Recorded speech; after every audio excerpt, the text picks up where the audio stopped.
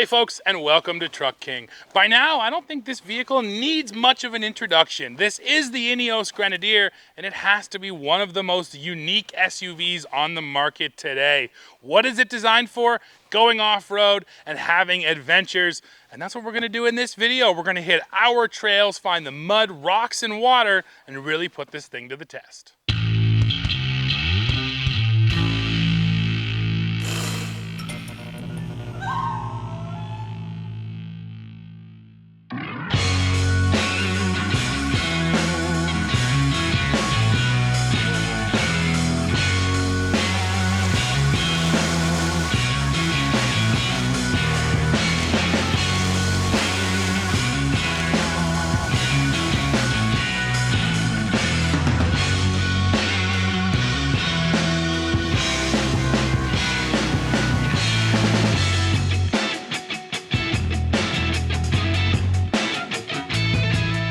Before we hit the trail, let's go over the vehicle, talk about the details. So first of all, the power plant comes from BMW. It is a 3-liter turbocharged inline 6. It's making 228 horsepower, 332 pound-feet of torque, and that is sent through an 8-speed automatic transmission. So the basics here on the Grenadier are everything you want in an off-road vehicle. Solid axles, front and back, 3 locking differentials, so front, rear, and then yes, you also get a center locker. You get a low-speed transfer case. This is the Trial Master we're looking at today, so this one is built for the most hardcore off-roading you're gonna find, which means we also get an integrated winch down there in the bumper. Again, it really is just the checklist of all the things off-roaders ask for. This thing has it, including even nice hard steel bumpers up front. Now, just looking overall at this vehicle, I mean, again, it looks like nothing else on the road. It's definitely reminiscent of a last generation Land Rover Defender, and that's not a coincidence. It's built essentially because the Defender went away, and Jim Ratcliffe, the owner of Ineos, he wanted to bring that thing back, so now we ended up with the Grenadier. Rolling back, you get a roof rack up top, you get these rails along the side, which are gonna help you tie stuff down, and honestly, they can also help you to climb up and access things up there on your roof. Another system I really like is this cleat system, and you can actually see it all the way around the vehicle, and I'll show you how that works as well. The rear doors are a split set of doors, so you get your little ladder door, and then you get your big door here. A decent amount of storage, and again, you'll see these cleat rails running along the floor right here. So I'll show you. You can grab one of these cleats, push down on that, slide it. It's a little tricky. There it is. And that pops right out. And then come over to the side of the vehicle, and you can take this and install it right where you want it. So that's going to give you a tie down if you want to, again, secure things on the roof, or maybe you want to secure something next to your vehicle when you're camping, when you're out in the bush. And then there's also other accessories you can get that use this rail system, things like a little table. So I really think this is smart, and it just adds to the utility and the usefulness of this vehicle, especially when it's just sitting there parked as well. So we'll throw that back in there. And now, why don't we go put it up on the rack and take a look underneath.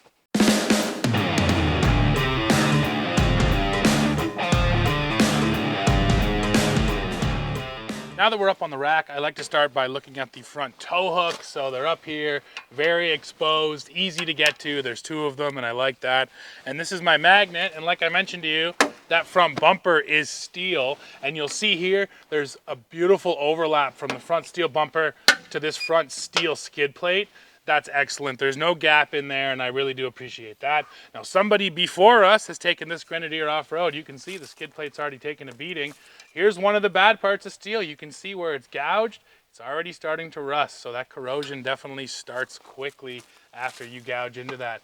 Now moving back, I already mentioned this is a solid front axle up here. It's from Carraro. Both front and rear axles are from Carraro. So yeah, solid front. We're really going to feel that off-road when we go. You get your coil suspension up there as well. Rolling back, the one thing I was surprised to see is no kind of mid-range skid plates, especially on the transfer case. That's just such a popular spot that most brands will put a small skid plate, and they haven't done that. This cross member definitely provides some protection, but still, to me, it's surprising not to see a TK skid plate.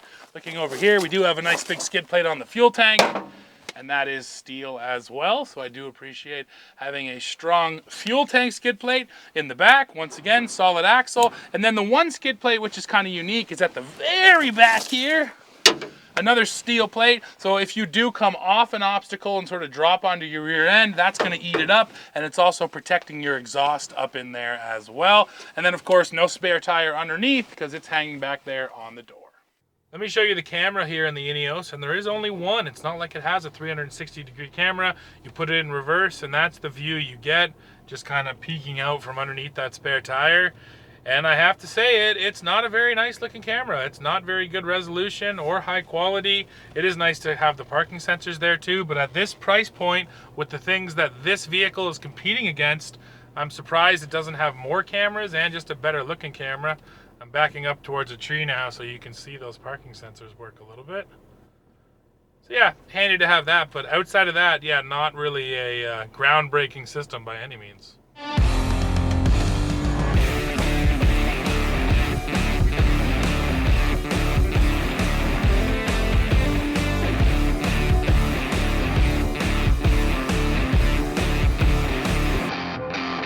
All right, now the fun begins. We're going to tackle the ditch crossing. Before I do, let me hit you with the important off-road numbers. So the approach angle here, 35.5 degrees, breakover at 28.2, and the departure is a very impressive 36.1 degrees, and ground clearance is a little over 10 inches, which are all pretty solid off-road numbers.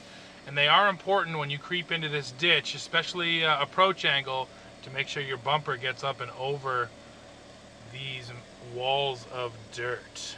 So right now I'm in drive, I'm in high with the center differential locked. This is a full-time four-wheel drive system, and when you lock that center diff, that just means it's going to be splitting power 50-50 front to rear. So you want that even power split.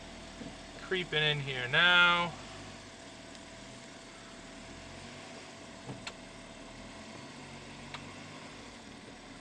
And here's the other wall. I'm going to double check. Is it bumper, Liam, or is it tire? Yeah, looks like tire to me. Okay. You got some space there. Okay, it should start to climb right about now. Nice. Yeah, a little bit of slip out of the KO2s there, but no big deal. So that was nicely done, and that test is really about clearance. If you don't have the clearance, you're just straight up not going to make it out the other side, and we've put a bunch of vehicles into that ditch that won't make it out the other side, but the Grenadier is not one of them. So I am going to go ahead right now and enter off-road mode. Perfect. And now we're going to go through the offset ruts. So this is really a test of articulation and lockers, and with the solid axles, front and rear, I don't think I'm going to need to lock up, but we're about to find out. So I'm in off-road mode, center diff locked, and that is it. But with these axles, I'm anticipating that the tires are going to stay pretty firmly on the ground. So right about here, my rear passenger is going to lift. Right there, and let's see what it does. Oh, there we go. Okay. So it took a beat, and that was traction control. The stability control system in off-road mode is still working, and when it starts slipping, it's... Oh, let's see if we can do this. There it is. Okay. So yeah, I will say it's a bit slow to react compared to a lot of other systems, but that was unlocked. It was able to split the power where it needed to be, just basically using the brakes and the stability control system. So nicely done, Ineos. Not quite as quick as some other vehicles, but hey, it still got through without needing to be locked. Now let's go sink it in some mud and see what happens.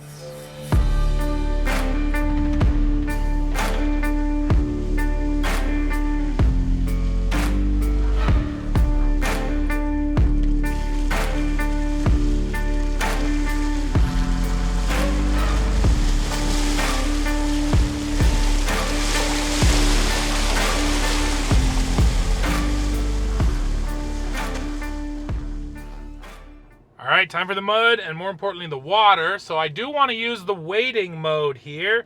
And granted, we don't have a ton of water here today, but still might as well turn it on. But in order to do so, we got to put it down into low range. So there we are, popped into low range. Now we come up here, we hold down our wading button. And I think one of my favorite things that wading mode does is it actually temporarily shuts off the fan for the radiator, because Ineos was seeing that when they'd run through deep enough water, the fan would essentially go into the water and just be throwing it all over the place. And they didn't like that, so they set it up so that the fan shuts off as well. I'm just trying to engage it right now. And now I should make the point, engaging all of the off-road stuff on the Ineos can be a little tricky. The lockers don't love to engage right away. You usually have to drive around a little bit, shake it a little bit, roll forward, roll back, do a little sort of S turn to get everything to come on. And that's what's going on right now. I'm just trying to get it all set up here. But why? Now I'm getting a message that says off-road mode not available, which doesn't make any sense. I'm in 4 low. I've put it in neutral just to try that. Sometimes it does tell you that the parking brake needs to be engaged. So I've done that now. But it does not want to let me into off-road mode, which is strange because I was just in off-road mode just a moment ago. I did manage to get the rear locker to engage. But now it won't go into off-road mode. Well, luckily I know this thing is full-time 4-wheel drive. And quite frankly, the tires are good enough on here that I won't need the locker to get through here.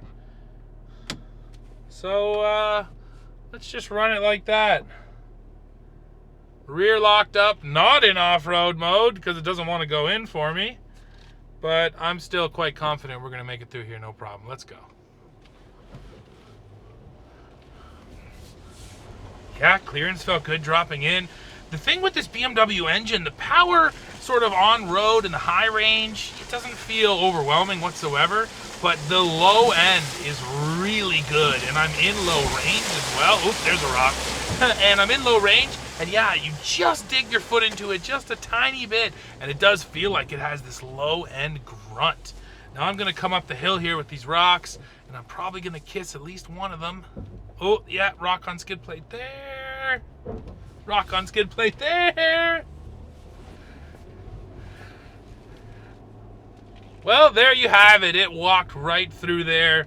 No problem whatsoever. And yeah, I think that's, again, what I was really feeling is just the access to that low-end power and just the fact that these BF Goodrich KO2s are a solid set of off-road tires. And they really are a best of both worlds tire. On-road, quiet, comfortable. Off-road, pretty impressive when things get slippery. Yeah, all I'm getting now is the off-road error and wading mode error. So I'm in neutral. Let's go back into 4 high real quick. Yeah, that works. The transfer case works really quickly, going from high to low. I appreciate that. And what about off-road mode in 4 high? No, it's just blinking at me over here, off-road, off-road. And then I was getting the off-road error message over here on my main screen. And that's it. It just, I don't know, can't find off-road mode anymore. How strange is that? Luckily, this is the kind of vehicle where, yeah, you don't really need off-road mode because just straight out of the box, it's already set up so well for off-roading. And now, let's head back down. So coming down the hill here, I am going to try to use their downhill speed control. Yeah, it's got me now.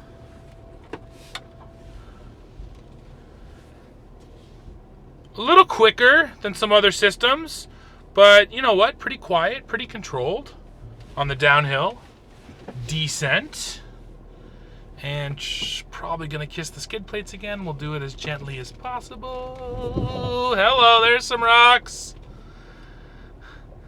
And back back into the water. This time in 4 high. But the same thing applies even without the gear reduction. Just the tiniest bit of throttle is necessary to produce the kind of torque you need to pull me through this swamp. Grenadier. Nice, man.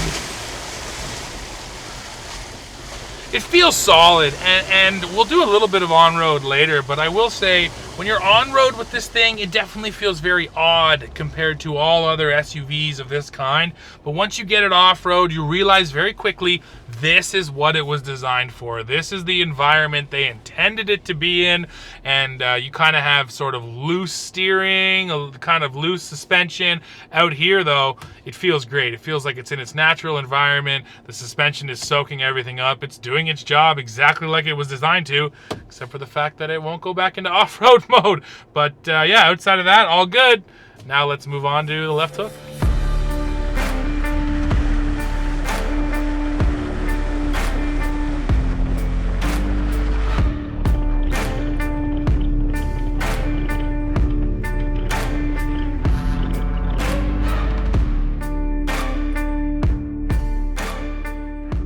Rolling on, folks, into the left hook now. And there's actually more water here than when we were here last. So things are especially squishy. You might notice I actually got myself pretty muddy here. This cameraman Liam got stuck in the mud with our Can-Am Defender camera vehicle. So yeah, it's particularly sticky out here, but we pulled him out. And we continue on. And I gotta say, this Ineos is just, it's feeling really good. It's feeling really at home out here. No doubt about it. Alright folks, now we're going into the real swampy bit. Now I did manage to get it in off-road mode and waiting mode, so it just took driving across the property, and I did shut it off and turn it back on. So it took a little reset, but now I'm in. I will say, it definitely a little finicky, all the controls in here, but now everything is exactly how I want it to be, and I'm in 4 low. It is nice though, full-time 4-wheel drive, so you're never worrying about that. So far, I've only had to lock that center diff. KO2s are pulling me through. Ooh, belly dragging there. Uh-oh. Slipping on the hill big time. Come on, baby. My foot's almost all the way down. There we go. Nice. Wow, interesting. So quite a bit of slip. And then I could see, again, it was trying to deal with the traction control because it realized that it was slipping.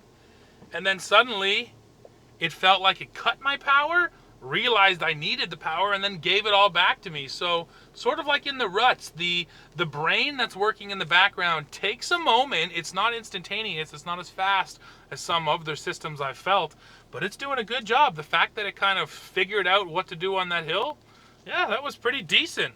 So we felt hill descent control earlier. Now let's just feel old school hill descent control, which is gearing. I've got it locked in first gear in 4 low. So this is foot off the brake. Oh, and this is super controlled. Nice gear reduction here. And honestly, this is almost just as good as the hill descent control was when it was actually using the brakes. And I prefer this because it doesn't have any of the jerkiness. You can kind of tell in hill descent control, it's sort of feeling for forces and then adjusting. But just coming down in first there felt really good. I'm going to leave her locked in first too and see if I can't just creep through all of this mud. Although it is building up pretty good over here. So let's actually, there's one upshift in a second. I want a little bit of speed so I can get over that rock right there. That's covered in mud. Nicely done, Ineos. Now, we still have this big cedar that's down on the trail. Let me see if I can hop out of these ruts a little early. The answer is no. I've got the steering crank now, but it will not hop the ruts. But, right as I get to the tree here, we've kind of worn a path in. Yeah, come on, get away from the cedar. There it is. Nicely done. Now back to first.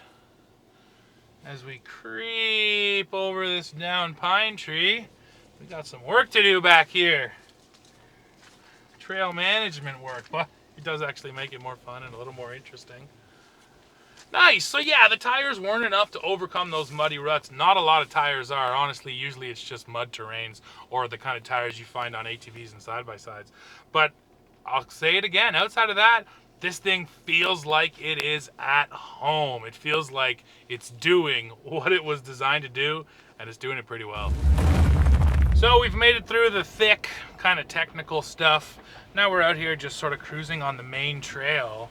And that's because I do believe this is actually more what this Grenadier was meant for. You can tackle some pretty hardcore off-road stuff, but this feels like the kind of vehicle that's more suited towards overlanding. It's more suited towards going a long distance off-road, and generally when you're doing that, yeah, it's not on those super slow speed technical trails, it's on something more like this, just sort of a general trail. And I keep saying this, but I'm gonna say it again, it's just so obvious that this is what the Grenadier was designed for, was doing all of this stuff. Now I haven't really called out the steering specifically yet, but the steering here is quite different from most, if not all, modern vehicles. This is recirculating ball steering rather than rack and pinion. And what that means from behind the wheel is that it's a heavy steering wheel, but it also doesn't want to really return to center. You have to actually kind of grab it and always be bringing it back to zero. So that's it's very different from what you're used to. But because of that, and just straight up because of the weight of this thing, it feels so planted. Planted is probably the best word to describe the Grenadier. It always feels like it's really just stuck down into the ground. And we're on Cripple Hill right here. Pretty simple little trail up and over a log there, and yeah, it's just eating it up. And the fact that we have solid axles, body on frame, all of that stuff makes me feel like this is a vehicle that's also going to take this abuse and just keep going. It's going to last and last. Now I did have to do a little 3-point turn there. The turning radius is just okay. I have noticed on a couple turns today that I've had to take them a little bit sharper than I normally would, cut in a little bit harder because this thing doesn't love to turn. Now the other reason why it feels natural out here is because of the sight lines. You know, you have this tall seating position. You really feel like you're sitting up on the vehicle rather than down in it. And then those flat fenders out there in the front, you know exactly where your corners are. You know that at the end of that hood, it just drops off straight. So you get a really excellent sense for where this thing is around you. So yeah, for the off-road adventure side of things, I really don't have any complaints. It is doing exactly what I want it to do. But right now, we're gonna go from the trail straight out onto the road and keep talking about all this stuff, because honestly, a lot of the things that make this vehicle so good off-road are what make it not so great on the road. So I'm just in 4 high. I took it out of off-road mode. I unlocked that center differential. So this is how you would drive it. And now, once you're on the road, once your speeds pick up, you have the heavy steering. You know, that's subjective. Some people like it, some people don't, but it takes a bit of getting used to. The thing that you notice right away once you're on the road is the vehicle's tendency to wander. We describe a lot of vehicles, especially modern pickup trucks, as easy to drive here on the channel, and that's because they just don't take a lot of input to, you know, cruise straight down the highway. This is the opposite of that. This is the kind of vehicle where you feel like you're always driving it. It always needs some input into this wheel, and then because the wheel is so physically heavy to turn, yeah, it just feels like you're always kind of working at it. So it's not the most relaxing vehicle to drive on a road trip, even over, you know, an hour or two. You just really feel like you really got to pay attention. And I'm not driving it on a windy day. It's like an old Wrangler. You take this thing out on a windy day, I'm sure it's even more all over the place, because look at it. It's just a big square. There's not a lot of aerodynamics that went into this thing. So yeah, that's sort of the big complaint I think you can lodge against the Ineos, is sort of the on-road driving feel is just so different and really does take a lot of focus. So now you've seen it off-road, you've sort of heard what it's like on-road. We do have to get to one of the most important numbers, like usual, and that is the price. So for the Grenadier Trial Master, as you see it in this video, you're talking about a little bit north of 105,000 Canadian dollars. So I think it's safe to say that Ineos wants this to play in the space with the G-Wagen, with the Defender. Those SUVs are certainly 100 grand plus, but it just feels to me like a missed opportunity. Like they could have come in, undercut those other guys, and really given us more of a bargain off-roader. And you know what? At the end of the day, it's really going to be about what the sales are like. If they're selling a bunch of them, well, then they nailed the strategy. And if they come out and don't have really successful sales in North America, I think that's where they got to start, is by chopping the price a bit, because those other SUVs, they're from established brands that have all of these systems sort of locked down. So yes, the Ineos it feels very different from a G-Wagen or a Land Rover, and that's going to be why you either love it or why you end up not liking it. Well, folks, we're coming to the end of this video. I think the Grenadier did exactly what I expected. It felt competent on the trails. It has all of the off-road gear you could ever want, and it's built so heavy duty that I feel like what we did today, you could do that over and over and over, and it's not going to break. More so than that, I think the most important buying decision or buying factor here is this is just so different. It's not like anything else on the road, and I can tell you from experience, it turns heads. People want to know what this vehicle is. So if that combination of great off-road and then something exciting and different appeals to you, you definitely want to check out a Grenadier. But yeah, that's it for this one. Now please drop in the comments, let me know what you think of this unique vehicle and everything you just saw in this video. As always, while you're down there, don't forget to hit like, hit subscribe, hit join to become a member, and then come right back here to Truck King to see what we're testing next. See ya.